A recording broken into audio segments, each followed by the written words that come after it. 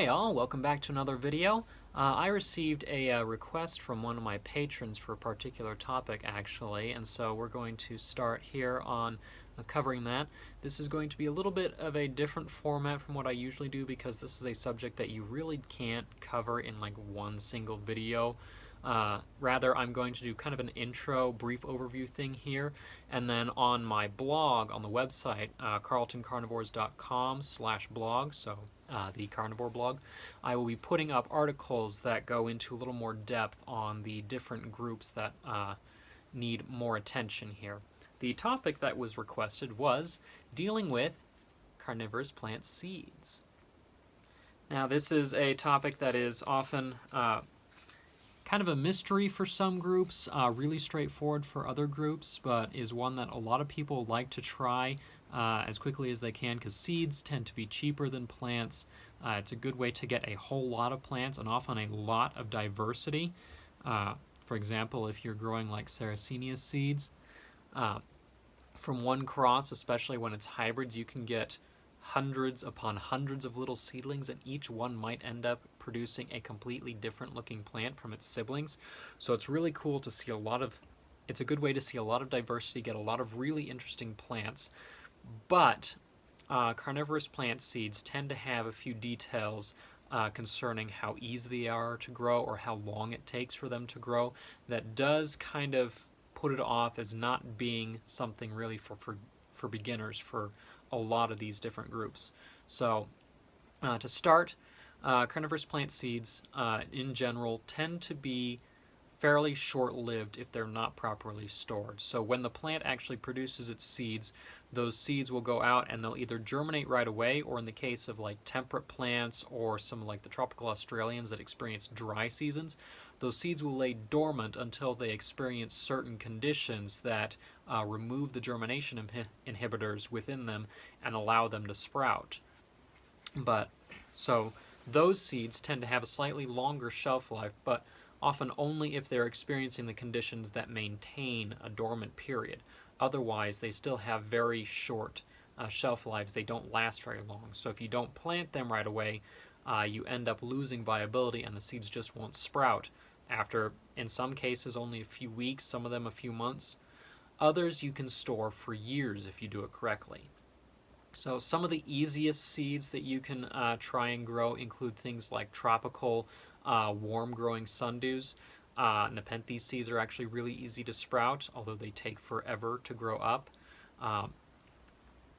You'll actually find that certain butterwort seeds, if you can find them because they are not very often produced, are actually very easy to grow from seed, and they sprout readily and often don't require a lot of special treatment to get going. The most important thing with any group of seeds that you work with, though, is for the seeds, you want to also provide very similar conditions to whatever the adult plants will be wanting to grow in. Because when those plants produce their seeds and they go out into the environment, they're going to land in the same sort of areas that the adult plants are growing in. It might be slightly shadier, maybe slightly more humid because they will land on the soil surface where they're going to be possibly hidden by some grasses or very other short-growing plants. They might get covered with a bit of like leaf litter or sand. But overall, the environment that they're going to expect is going to be the same thing that the adult plants will grow in. With a lot of the seeds that I start, I don't actually give them any special conditions. A lot of people will say put them under like a humidity dome or something to help increase the humidity, help them germinate. I don't do that. I do naturally grow in a fairly humid environment, so if your growing space is a low humidity area, they may benefit from being in a slightly enclosed environment, but you have to be careful not to allow that humidity to result in things like fungus growing up, because gray mold botrytis is a real big issue when you're growing in a humid environment and you have these little tiny, really fragile, really soft seedlings coming up, because that mold will come in and kill them really quickly. So you want to try and keep a balance. If you need to increase the humidity a little bit, put them in like maybe an enclosure that has sides on it that go up so that the seeds are on the soil, but then they have something above them that kind of keeps in a bit of kind of a localized humid climate. But they also need to maintain airflow so that you can keep that mold growth away so that it doesn't attack the seeds or the seedlings. Most carnivorous plants also require light to germinate, so they're best sown on the surface of whatever soil they may need. So, and then watered in, so that will expose them to the light. They'll have a bit of the humidity, and the wet soil itself will also actually increase humidity right near the soil surface, that boundary layer. So as long as there's a little bit of airflow, that'll keep the mold away, but that boundary layer will maintain humidity so that the seedlings can sprout and grow up and start to harden off for them to grow into big adult plants. Uh, a lot of carnivorous plant seeds also tend to be things that grow very slowly, and they may take a long time to germinate. Certain sundews and butterworts and such, when you plant the seeds, it may take only a few days for them to sprout. Other times, sometimes even from the exact same pod of seeds, so immediate siblings, you may have some seeds that sprout really quickly and others that might take months to germinate. The Nepenthes are really well known for their, especially in the highland plants, you may have some seeds that take 4, 5, 6 months. There's records of even 18 plus months to germinate. Or say Drosera brevifolia, one of the southeast U.S. Temperate warm temperate plants. They also live in the tropics in Latin America. Oftentimes they live in environments where they experience some sort of drastic seasonal change, either dry seasons or a cold period, where the adult plants, they'll die back to the roots and go dormant underground, but the seeds may just sit around and wait for a while until the conditions are more likely to be good for them to germinate. So just sowing them onto the soil, you may find that they will take sometimes 5 or 6 months before they sprout, and then they grow like any other sundew. So it really depends on what kind of plants you are planning on growing, what you should actually expect. So again, tropical plants, often you just sow them on the soil. Nothing special is needed for them to sprout. Sow them as soon as you get them so that you don't risk losing viability, and then wait, sometimes a few weeks, a few months. There are other groups of seeds that take a little bit more care. Things like Sarracenia seeds, northern temperate butterworts.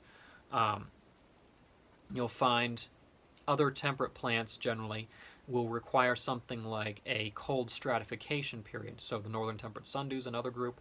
So Filiformis, Anglica, rotundifolia. Those seeds, you should expose them to a cold, wet period for several weeks before planting them into whatever conditions you intend to grow them in. The method that I use personally is I will take the seeds and I will wrap them in a little paper towel and then stick them into a little baggie. So just something like one of these little baggies. Write on what it is that's in the bag, and then the date that they need to come back out of stratification, and then I will just stick that into the fridge for most species. It's usually only 4 weeks that they need to actually go through their obligate stratification period. Some species might require longer. Drosera filiformis is a bit of an enigma for me, but it seems to like slightly longer stratification periods, so 6-8 weeks, maybe more. But so it's easy though. Leaving them in there for a longer period of time is not going to harm them. Rather, it's going to be more similar to natural conditions where they will be in the cold ground for 3-4 months, sometimes longer at a time.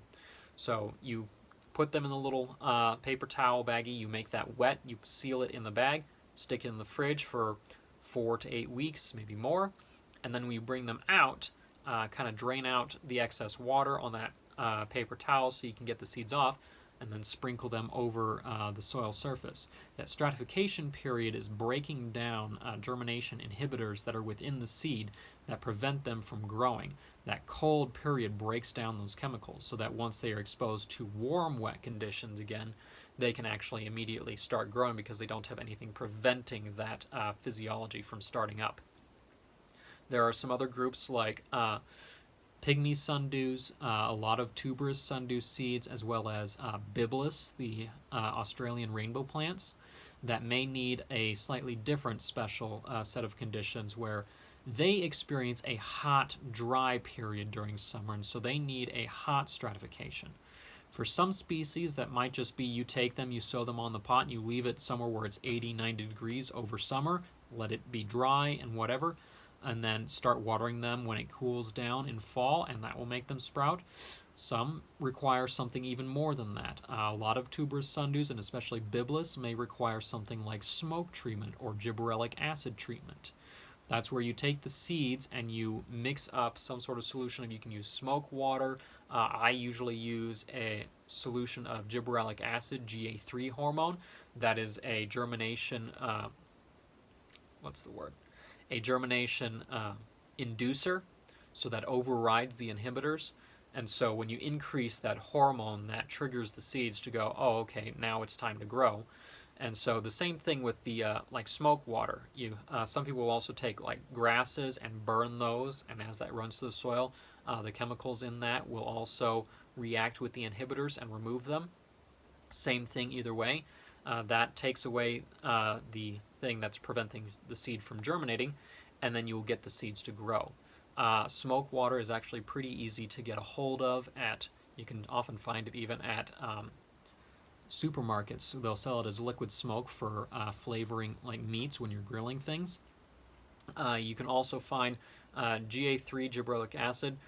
Good gibberellic acid can be kind of hard to find, but you can find oftentimes little packets and such. Sometimes they're sold on eBay. I actually rely on, I think it's Phytotech Laboratories, where I get my source from.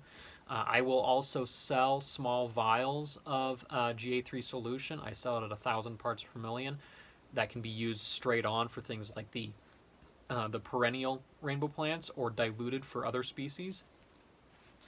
And I will sell that on my shop. What you do with that is, usually in the liquid smoke, you just dilute that to whatever strength you might need. With gibberellic acid, it's a powder that you dissolve in a little bit of alcohol first and then mix it in water to the correct concentration. That can be actually stored in the fridge for a long time if you make a lot of it. When it's out at room temperature, it breaks down really quickly. So those are some of the things that are sometimes needed for treating some seeds. Other groups, people will try things like scarification of the seeds, where you take the little seed and you use like sandpaper or maybe a sharp pricking tool to actually remove part of the seed coat, and that actually allows water to get into the seed to allow it to start growing. For some of the tuberous sundews, that might be what triggers them as well. Others, like Drosophilum, is actually a species that is famous for really often needing this for older seeds. Fresh seeds will sometimes sprout right away, but older seeds, if you just nick the seed coat until you can see the actual white embryo within, don't nick the embryo because that may stop it from growing, but just until you see that and then plant it, that can bring that species to grow up really quickly. So again, as you can see, a lot of different kinds of carnivores, a lot of different techniques that are used for getting them to germinate. So this is just kind of a quick overview. Basics again is expect that the seeds might take a very long time to sprout if you get them, and once they sprout, they will also take oftentimes a very long time to grow. If you have annual species, that's an exception. They grow very fast because they have to grow, flower, set seed, and die within a year or so. So a lot of the annual bibulus, Drospermanii, serpens, Finlaysiana, those guys will be very quick sprouters generally, and they'll be quick to grow, quick to die, outside of very special conditions.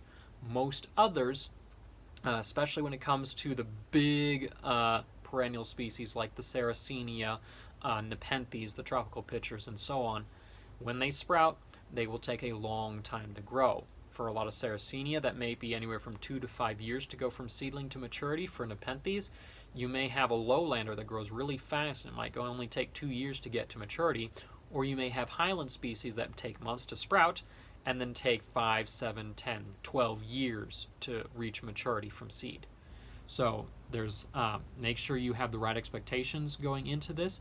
Seeds are also a bit of a gamble always, because there's no means of actually guaranteeing viability if you are storing them correctly. So a lot of species can actually be stored cold and dry in the fridge for years on end without any significant loss in viability. There usually isn't an issue, but there's always a chance that you will have a packet of seeds that just, for whatever reason, the plant didn't put enough energy into them, or maybe while they were in transit to you somewhere, they might have experienced some odd conditions that shocked the seed and killed them, even while in their dormant state. So it's always a bit of a gamble. It can be great success, greatly rewarding if you have seeds that sprout well, but always be prepared for failure as well, because you may just have seeds that just aren't any good. And then always make sure you need to look up what species you are trying to take care of, because you want to give, again, the same conditions that the adult plants will want to the seeds, roughly. Maybe slightly shadier, maybe slightly more humid, but otherwise the same conditions. So the same soil mixes generally, perhaps slightly more fine soils like milled sphagnum or peat for plants that will later grow in a more airy mix, just so it makes good contact with the soil when they're sprouting, but otherwise the same soils.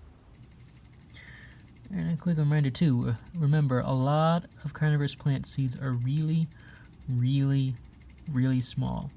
This is a self-pollinated pod here of Pinguicula Moctezuma. As we come down, if I knock this around, there's one, there's a few more. These, small as those are actually rather large for carnivorous plant seeds. But each one of them is a very healthy little embryo that will hopefully turn into a whole bunch of little tiny Moctezuma seedlings. You can see in this pot a couple of sprouting seedlings. Look very, very closely. This is Pinguicula rotundiflora cross Moctezuma. You can see they start out ridiculously small. So it's very careful, even when you're watering, that you don't accidentally bury them.